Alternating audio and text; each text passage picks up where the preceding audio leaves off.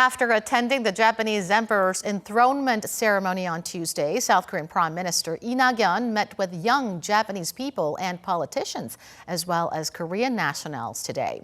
With a schedule coming just a day ahead of his face-to-face with Japanese Prime Minister Shinzo Abe, he has emphasized that Seoul and Tokyo resolve the current issues diplomatically. Our Kyung-eun reports. On his second day of a three-day trip in Japan, South Korean Prime Minister Nak-yon expressed faith in achieving dialogue.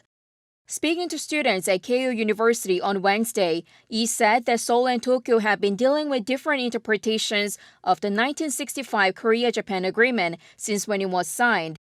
But he said whenever the two countries have clashed over the matter in the past, they have managed to resolve tensions through dialogue. He added that the currently frayed bilateral ties between Seoul and Tokyo can be resolved diplomatically like before. Prime Minister Lee also called for a future-oriented relationship between South Korea and Japan. He said given the two countries' precious history of 1,500 years in bilateral exchanges and cooperation, the present generation is responsible to resolve problems and conflicts between South Korea and Japan through dialogue and transform them into nations that they can take pride in, handing down to future generations. A panel of students also held a Q&A session with the South Korean Prime Minister, where they asked about the feasible ways to sustain civil and cultural exchanges amid the current diplomatic fallout.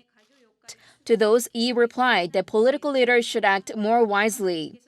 At the end of the session, he handed out his business card to each student for them to send him any additional question. He received a necktie as a gift. In line with today's remarks, Lee has reiterated Seoul's stance on the importance of dialogue.